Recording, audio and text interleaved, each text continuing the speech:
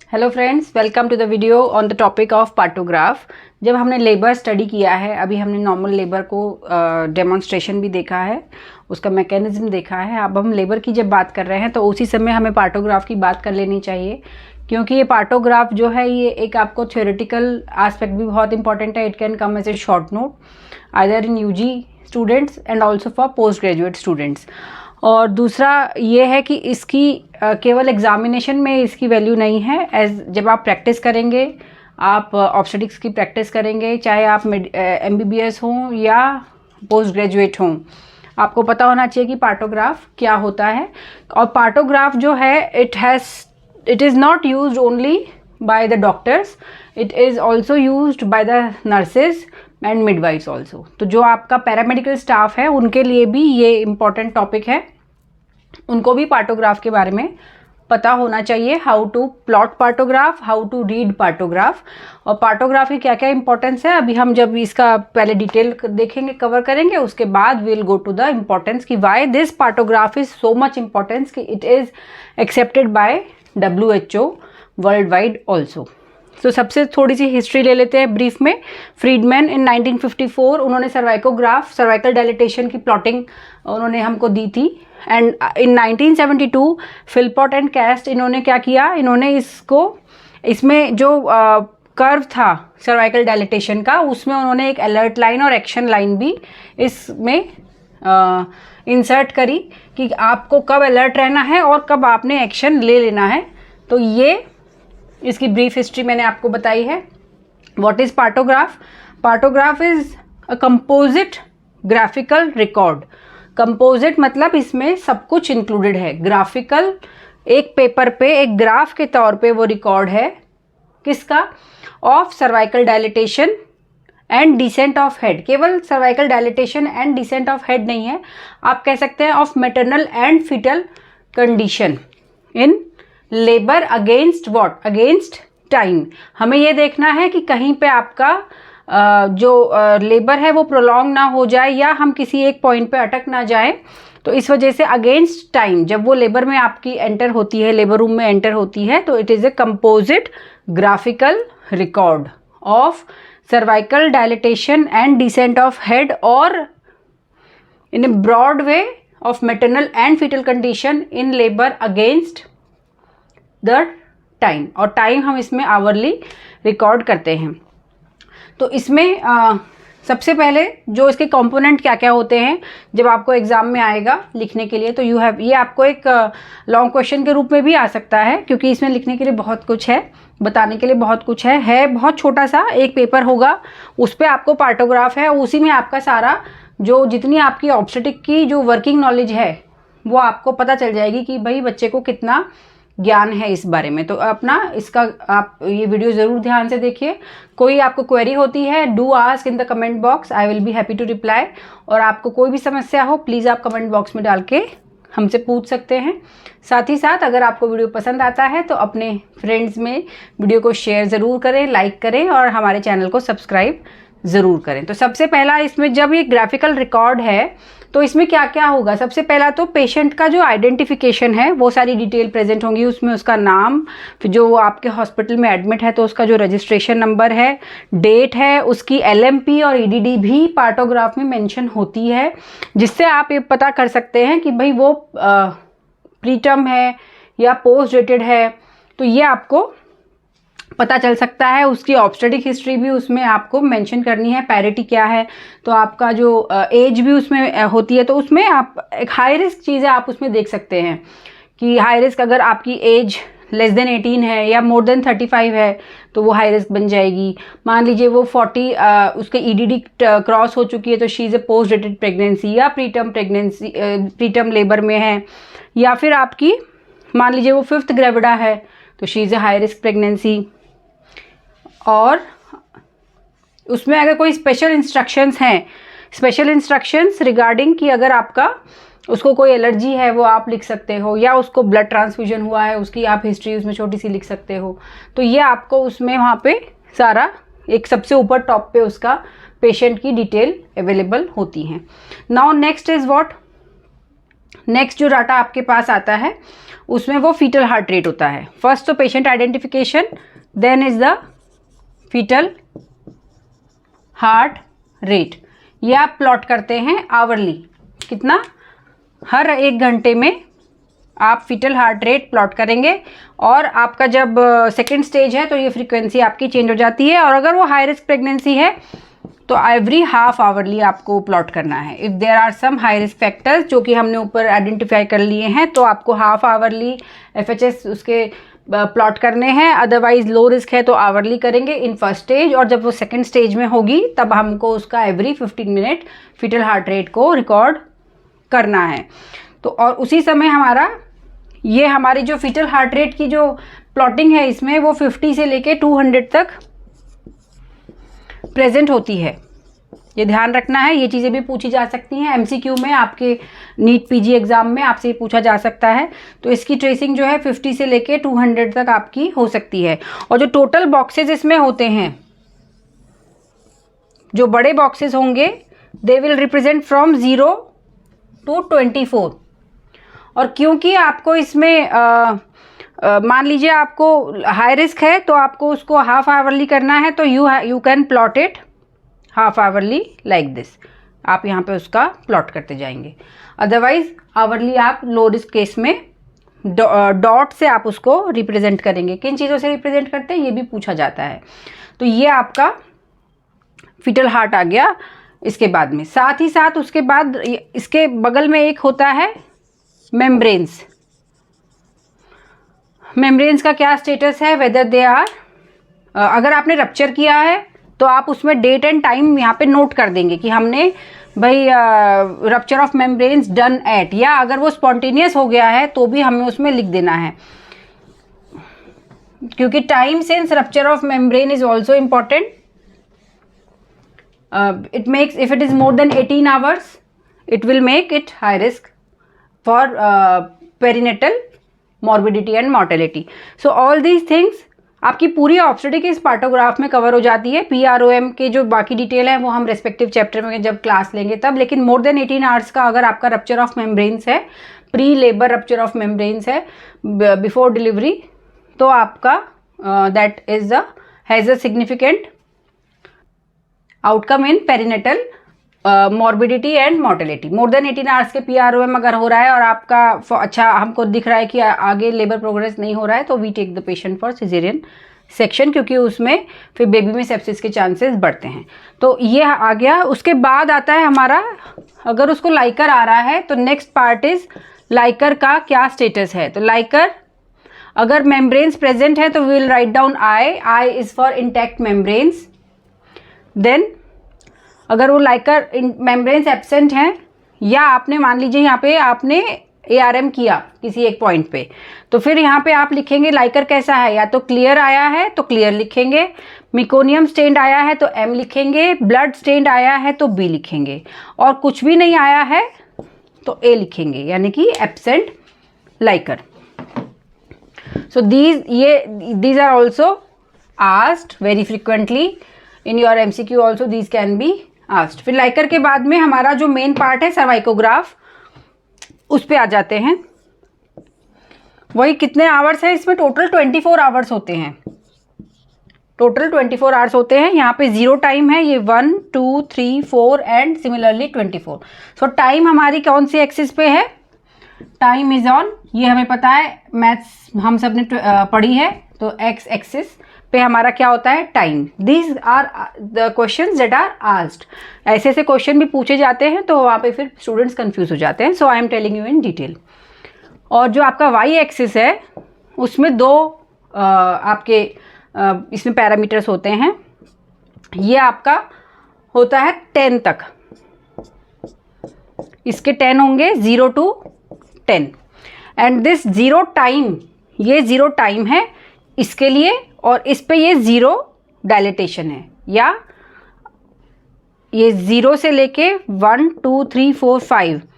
अगर हम 0 से 10 तक देखें तो this will indicate cervical dilatation, और हम 5 से 0 तक देखें तो this will be also indicating about the station of fetal head.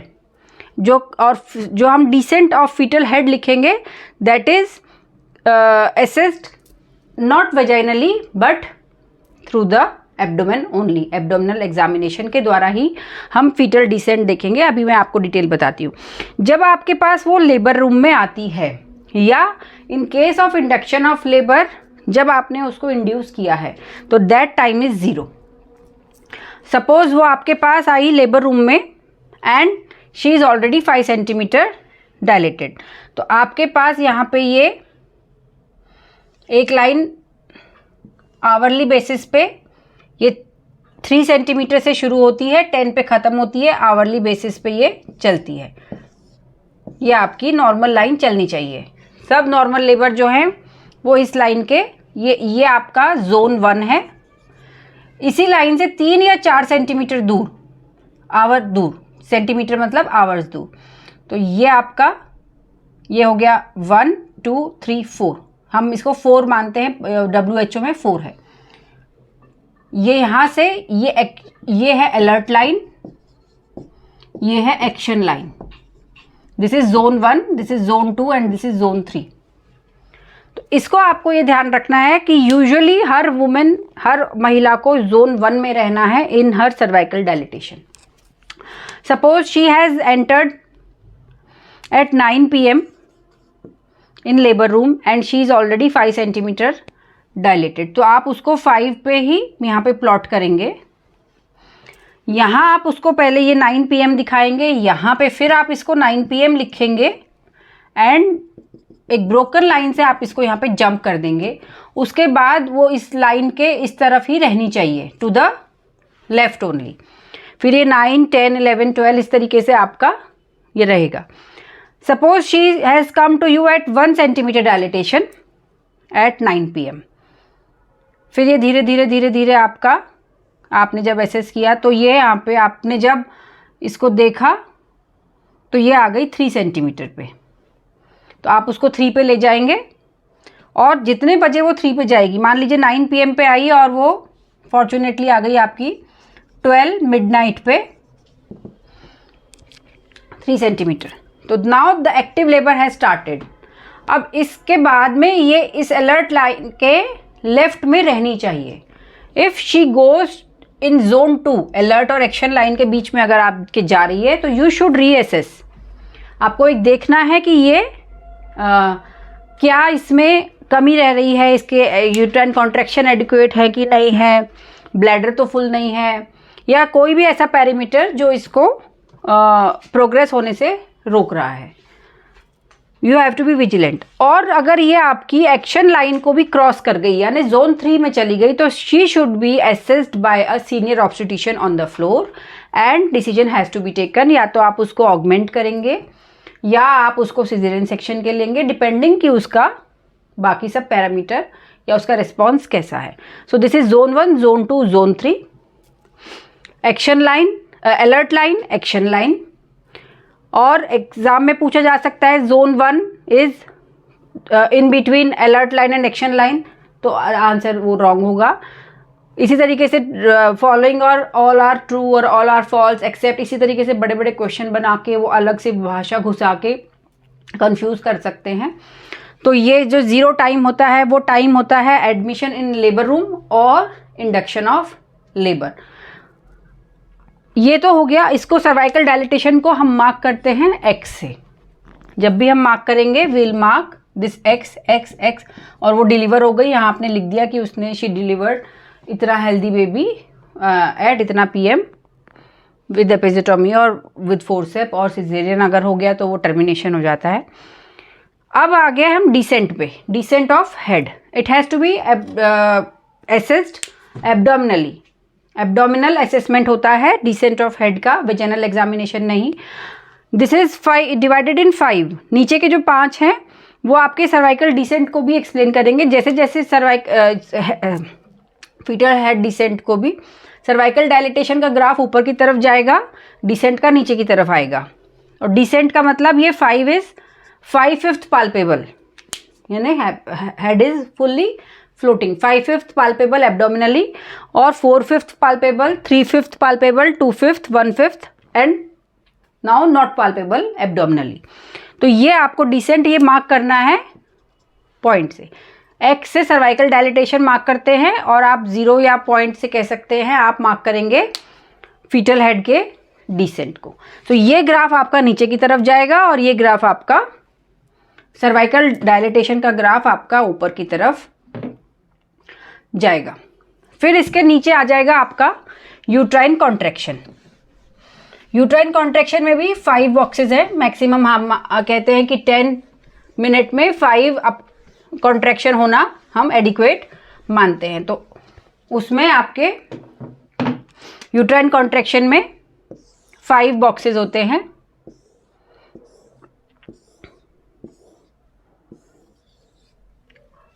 इसको मार्क करने के 3 तरीके होते हैं।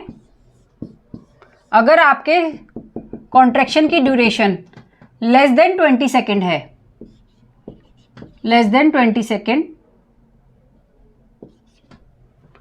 20 to 40 सेकेंड हर एक कॉन्ट्रैक्शन की, तो ऐसे मार्क करेंगे।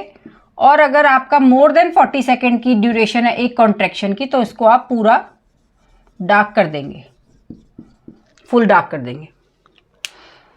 तो ये, और मान लीजिए महिला को आ रहे हैं एक कॉन्ट्रैक्शन आ रहा है 10 मिनट में और वो लेस देन 20 सेकेंड है, तो आप एक बॉक्स को केवल उतना करेंगे। जैसे जैसे लेबर प्रोग्रेस होता है, मान लीजिए फिर ये आपके ऐसे 10 मिनट में 2 कॉन्ट्रैक्शन आने लगे। हो सकता है लेबर और प्रोग्रेस होने लगा, आप देख रहे हैं तो वो फिर 3 कॉन्ट्रैक्शन आ रहे हैं पर 20 to 40 सेकेंड के आ रहे हैं।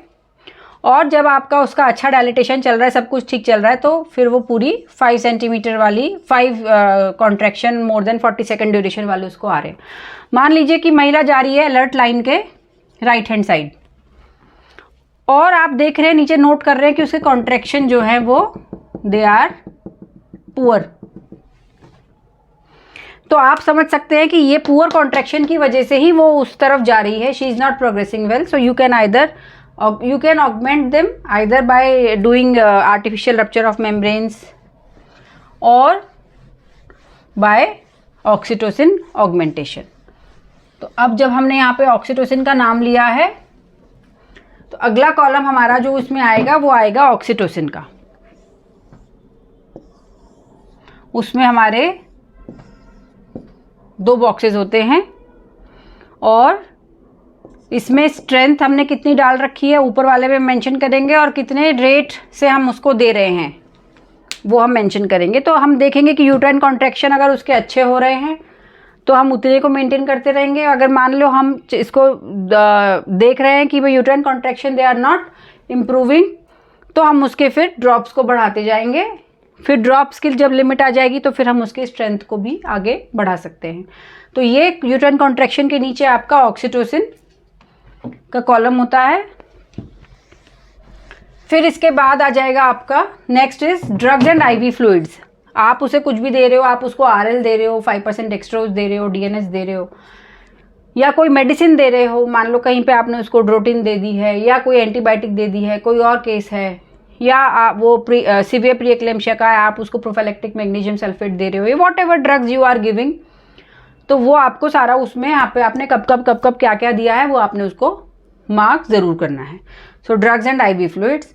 Now is the blood pressure and pulse rate of mother. Fetal heart rate तो सबसे ऊपर हो गया था, अब ये मदर की कंडीशन हम लिखेंगे। मदर की कंडीशन में आपका जो fetal blood pressure and pulse rate आता है वो आपका 50 से शुरू होके 200 तक मार्क्ड रहता है।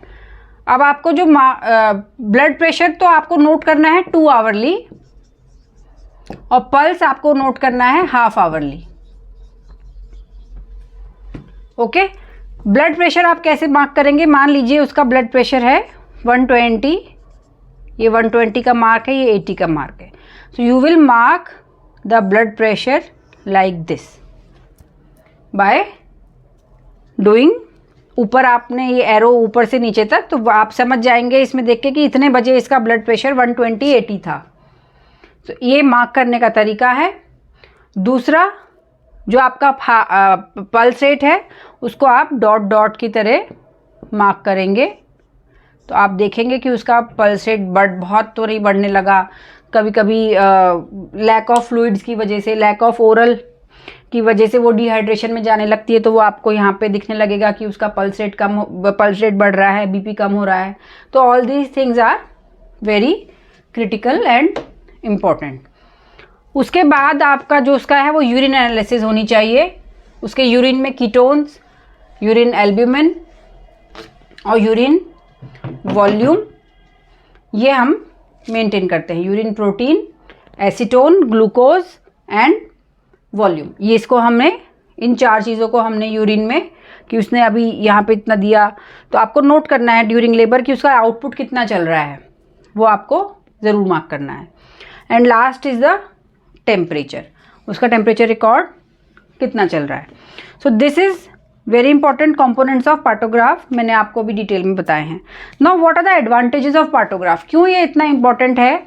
एक ही पेज पे सारी कुछ हमने ऑलमोस्ट हर डिटेल उसके लेबर की एक ही पेज पे ला दी है। क्यों ये इंपॉर्टेंट है, ये इसलिए इम्पॉर्टेंट है कि एक ही पे आपने देखा सारी डिटेल आपको, उसको क्या ड्रग्स मिले, वो कितने बजे आई, वो कितने डायलिटेशन पे थी, उसका हेड कहाँ था, उसकी मेम्ब्रेन की कंडीशन क्या थी, फीटल हार्ट रेट क्या है, उसका ब्लड प्रेशर क्या है, every detail of her labour is recorded on a single page.